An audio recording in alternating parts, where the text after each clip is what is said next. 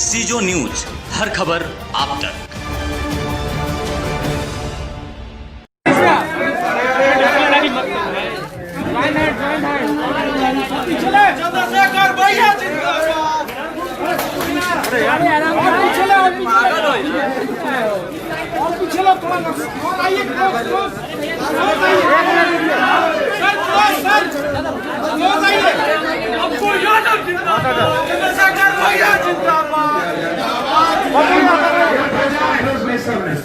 आप लोग पीछे अब जाइए, आप लोग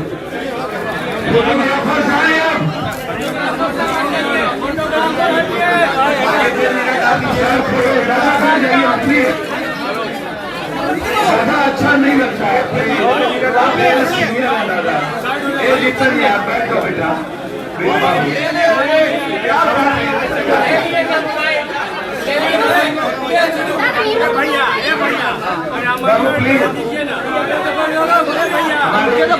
हमारे लीडर बैठे हैं।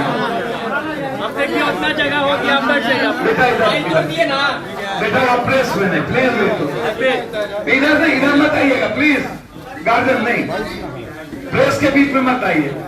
मेरा नेताओं से आग्रह कि इस साइड आ जाए, सभी पार्टी के नेताओं से आग्रह इस साइड आ जाए प्लीज।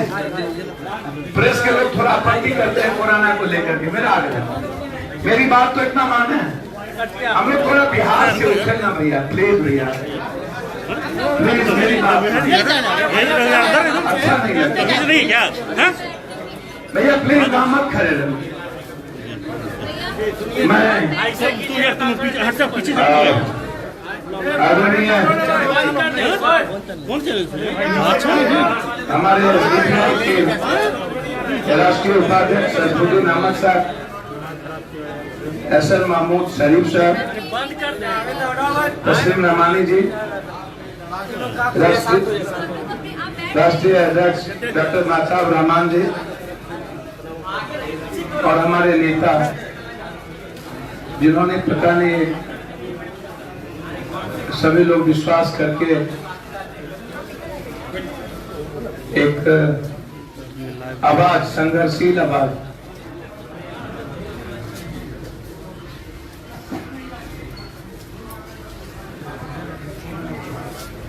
श्रद्धा को संभव के लिए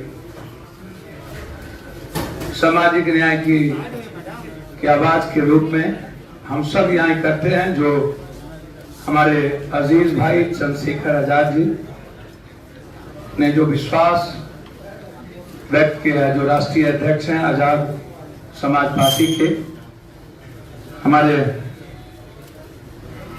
महासचिव एसडीपीआई के सफरुद्दीन साहब, बिहार लोक निर्माण दल के राजकुमार चौहान साहब, मथन जी जो वामसेप बीएमपी पार्टी के अध्यक्ष हैं। चार बात आज मैं कहूंगा। ये जो आपने पीडीए, प्रोग्रेसिव डेमोक्रेटिक अलायंस, ये जो आप सुन रहे होंगे, बहुत लंबे वक्तों से एनडीए और यूपीए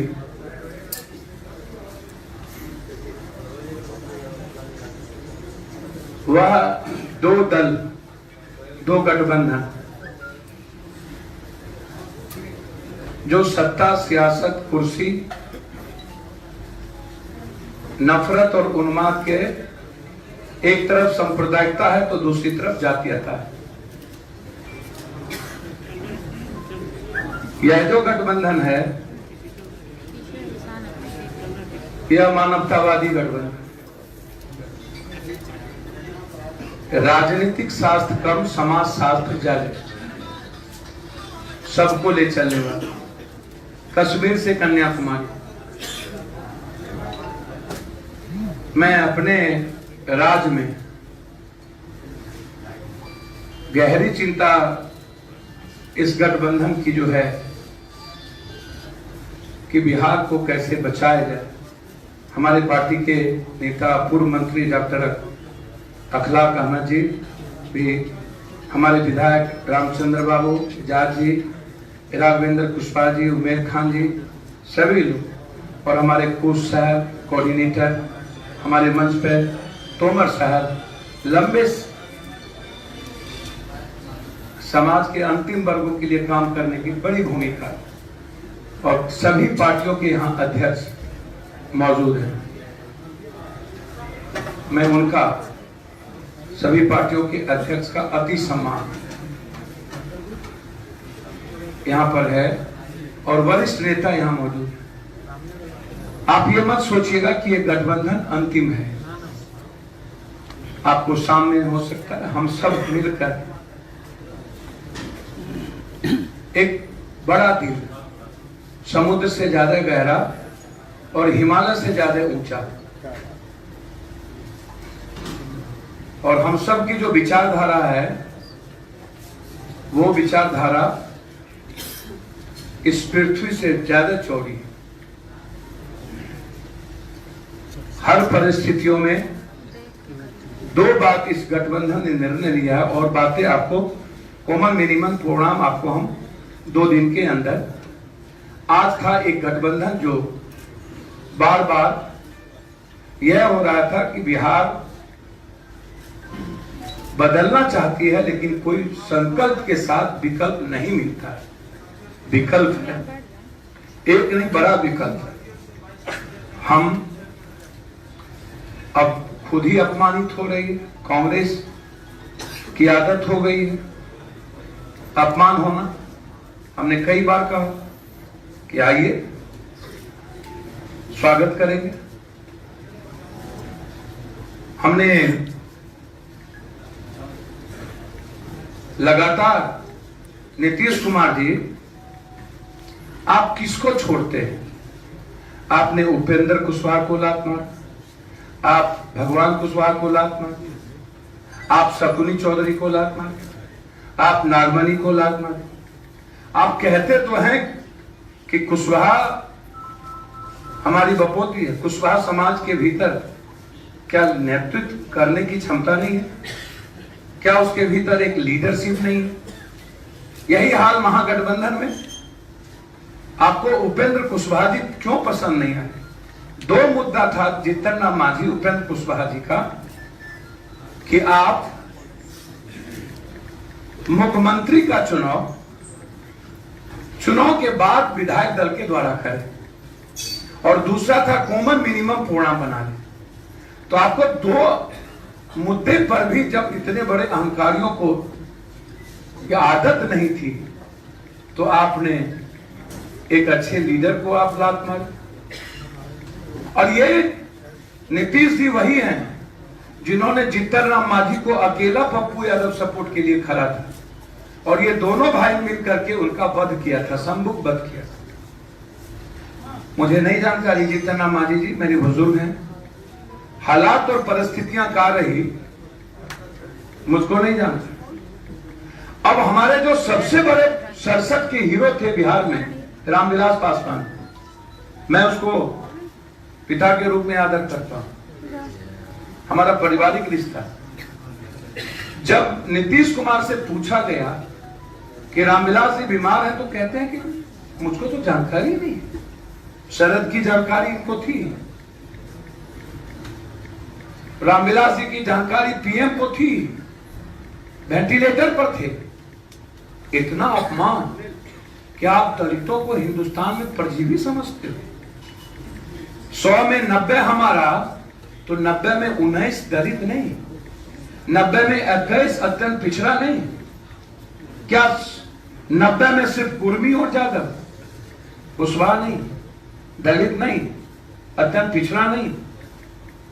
आप सबको ले चलो ना, ऊंची जात के लोग नहीं, सब हैं। हम पहला आदमी थे जिसमें लालू जी को कहे थे कि रघुवंश बाबू को मुख्यमंत्री बनाओ, सिंगल आदमी। तब तो सबसे ज्यादा गाली नीतीश कुमार ने दिया था ब्रह्म बाबा का के रघुवंश बाबू। तो आज उनको कभी ऐश्वर्या, कभी सुशांत, कभी भारत के संविधान को गला घोटने वाला हरिवंश, तो कभी जिसका अपमान किया रघुवंश बाबू याद आते। इनके पास कोई मुद्दा नहीं है। आप लगातार अपमान कर रहे हो और मैं लगातार स्वागत करने के लिए बैठा हूं। ये बिहार की स्वाभाविक ताकत बनी है और ये बिहार के लिए आए हैं, न कि अपनी पार्टी के। बिहार कैसे बचेगा, ये गंभीर चिंता मंच पर बैठे नेताओं की है। खाद वाले लोग हैं, राजनीति यहां करने वाले कोई नहीं है।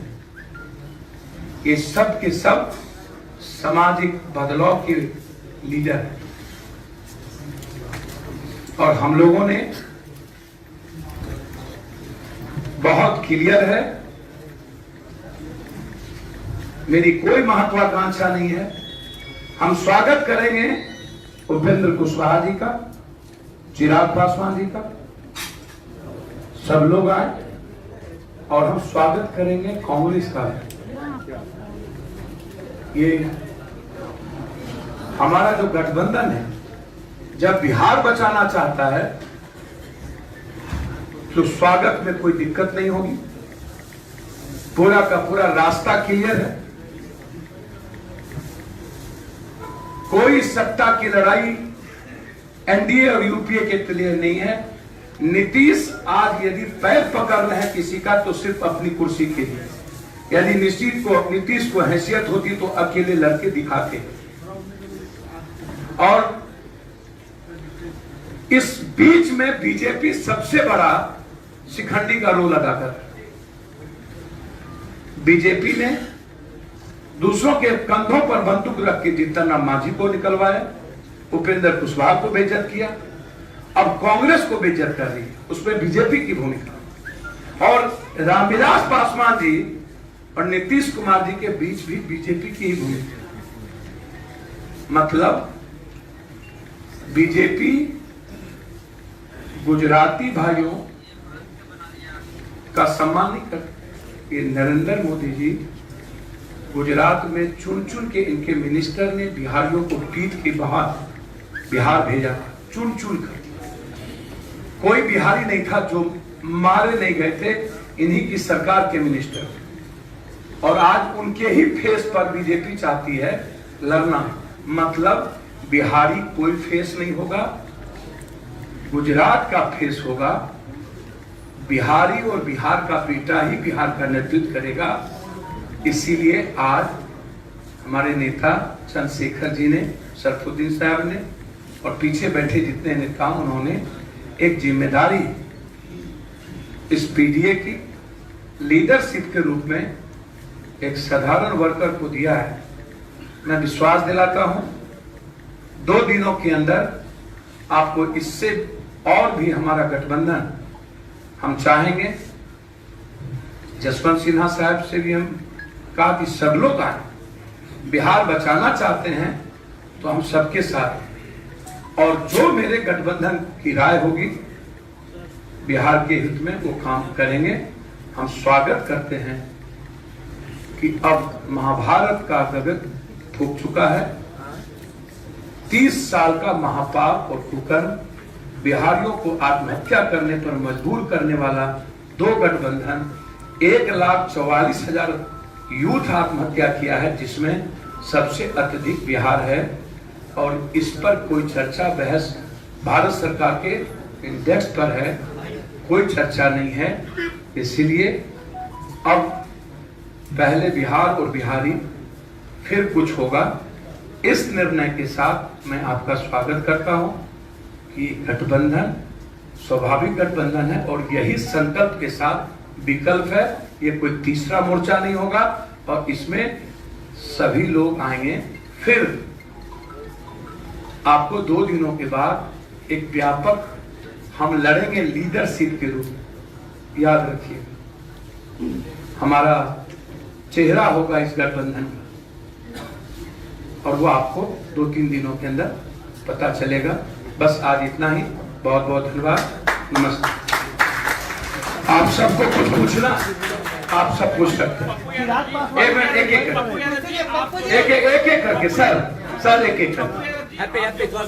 नीतीश कुमार को अकेले चुनाव लड़ना चाहिए, सबको बोलते हैं अकेले, आप क्यों नहीं अकेले लड़ रहे, क्यों गठबंधन करना पड़ा आपको, अपने आप पे भरोसा नहीं है? सर मैं एक बात बोलूं, नीतीश कुमार ये कहते हैं कि मेरे सामने कोई नहीं, और वो खुद ही ऐश्वर्या का सहारा लेते हैं, रामलखन सिंह जी के पोते का सहारा लेते हैं, खुद ही वो रघुवंश बाबू का सहारा लेते हैं। लास्ट पर राजनीति करने की फितरत नीतीश बाबू की है।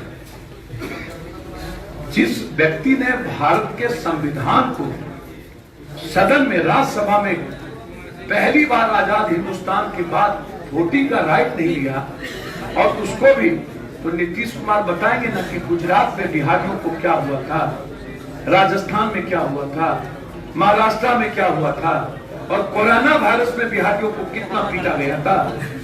इनको याद आ जाता है सुशांत और लोग, और लेकिन नीतीश कुमार जी को सड़कों पर पीट पीट करके दिल्ली और गुजरात से बिहारियों को भेजा गया, ये याद नहीं आता है। इतनी बेशर्मी भी कोई चीज होती है क्या? राजनीति के लिए इतना गंदा खेल खेलते हैं, तो सत्ता में 15 साल वो न रहे हैं, हम नहीं ना। हमारा भरोसा जनता के साथ है, और जनता का गठबंधन हो चुका है। इस गठबंधन ये संघर्षशील लोग हैं, ये संघर्षशील लोग हैं, और एक संघर्षशील व्यक्तित्व का यहाँ जमवाड़ा है, सत्ता के लिए नहीं, स्वार्थ के लिए। एक मिनट मैडम, चिराग पासवान और उपेंद्र कुशवाहा कब ला रहे हैं? आप सेम क्वेश्चन हम ला नहीं रहे हैं। बातचीत हुई है ना सर? सबसे बातचीत हुई और होगी, और भी बड़ा गठबंधन है। तो क्या वो आ रहे हैं क्या? या क्यों आप उसकी वक्त भी जो जानकारियां मिली है कि उपेंद्र कुशवाहा जल्द ही अब इस गठबंधन में शामिल हो सकते हैं। उपेंद्र जी हमारे अच्छे लीडर हैं, भाई हैं, और मैंने उनको कहा है उपेंद्र जी, नीतीश कुमार जी जो बहुत ही समझते हैं हर चीजों को, और यूपीए आइए, उपेंद्र जी के साथ हमारा पूरा गठबंधन खड़ा है। बातचीत हुई है, डेली बातचीत हो रही है, डेली बातचीत हो रही है, अभी भी बातचीत हुई। नहीं, आप शासन की चिंता मत करिए, हम स्वागत करेंगे बिहार के। जी, जो खबरें चली है वो गलत है। सीधे का स्पष्टीकरण हम सबके बीच हो चुका है, आप चिंता नहीं। सर आप एक तरफ सर आप बोल रहे हैं एनडीए की विकल्प बनेंगे और कांग्रेस को आमंत्रण भी दे रहे हैं, तो फिर तो कांग्रेस को आमंत्रण दे रहे हैं कि जो अपने को यूपीए कह रहा है और बेइज्जत कर रहा है, तो मैंने यह कहा ना कि कांग्रेस यदि आगे और बेइज्जत नहीं होना चाहिए, तो मेरा दिल उनके लिए भी बड़ा है। मैं ये बोला ना आपको। क्या पप्पू यादव खुद को किंग मेकर के रूप में साबित कर रहे हैं क्या? काहे का किंग मेकर भैया, मैं तो बिहार का सबसे बड़ा सेवक हूँ। अब पॉजिटिव लोगों से मिलते मिलते मर नहीं रहा हूँ, इसी की चिंता है मुझे। यदि जो मरने से ना घबराए उसको किंग मेकर का है। किंग मेकर तो यहाँ बैठे हैं लोग। पप्पू यादव जैसे वर्कर को किंग मेकर क्यों बनाते हो भैया? सर एक तरफ उपेंद्र कुशवाहा को आप आमंत्रित कर रहे हैं, दूसरी तरफ उपेंद्र कुशवाहा ने कहा है कि मीडिया में जो खबरें चल रही हैं वो सरासर गलत है। देखिए उपेंद्र बाबू क्या बोल रहे हैं, आप उपेंद्र बाबू का मीडिया से ले लीजिए। मैं इतना जानता हूं कि उपेंद्र बाबू अच्छे लीडर हैं, मैं स्वागत करता हूं। अरे माइक से बोलो जी, माइक से बोलो। आपने इस गठबंधन का हिस्सा बनना आपने क्यों चाहा? आप क्यों इसमें शामिल नहीं हुए? उत्तर प्रदेश से बिहार पर अपना फोकस बढ़ाया। देखिए, सिर्फ उत्तर प्रदेश ही नहीं, पूरे देश में जहां भी परेशानी होगी और जहां भी न्याय, सामाजिक न्याय की, परिवर्तन की लड़ाई लड़ी जाएगी, वहां चंद्रशेखर हमेशा ही रहते। कल मैं उत्तर प्रदेश में था, आज मैं यहाँ हूं। मैं दिल्ली में अक्सर रहता हूं। मैंने वो दर्द देखा जब कोरोना में लॉकडाउन हुआ, तो जो मजदूर तबका वहां परेशान था सड़कों पे, जिसके लिए किसी के पास ना सिर्फ सरकार के पास तो व्यवस्था नहीं थी, जिस सरकार की बात हम लोग कर रहे हैं। इन्होंने तो बस मना कर दिया कि बसें भी नहीं है हमारे पास। वो तड़प रहे थे रोटी के लिए, छत के लिए, घर आने के लिए, अपने बच्चों के पास पहुंचने के लिए। उनका हमराई कोई नहीं था। मुझे एक व्यक्ति नजर आ रहा था बिहार में जो उनकी मदद कर रहा था। ये सामाजिक लोग गठबंधन है जिनके दिलों में दर्द है, जो बिहार को वास्तविकता में परिवर्तन की ओर ले जाना चाहते हैं। मैं यहाँ इसलिए हूं कि ये और बड़ा हो, क्योंकि मेरा काम जोड़ना। मैं इसे और बड़ा करूंगा जिससे कि हम यहाँ सांप्रदायिक ताकतों को रोक सकें, जो राष्ट्र के नाम पे, धर्म के नाम पे हमेशा चलते हैं, उनको रोक सकें। तो मैं यहाँ इसलिए हूं कि हम लोग बिहार को मजबूत बिहार बना सके, खुशहाल बिहार बना सके। जो तमाम समस्याएं हैं यहाँ और हमारे एजेंडे, हम अपने एजेंडों की वजह से यहाँ, बहुजन समाज की वजह से यहाँ है। हम यहाँ इसलिए हैं कि शोषित वंचित समाज के लोगों को उनके अधिकार मिले। जो लोग अहंकार में, हमने सभी लोगों ने निमंत्रण भेजा है और हमने पहल की थी। मैंने खुद कहा था कि भाजपा को रोकने के लिए किसी की मदद लेनी पड़े या किसी को मदद देनी पड़े। कुछ लोग अहंकार में बैठे हैं, उनको नहीं पता कि जनता नेता तय करती है। जनता वो होता है, आज का समाज नेता उसे मानता है जो उनके बीच में रहता है, जिनसे वो किसी भी समय मिल सके, जिसे अपना दुख दर्द कह सके।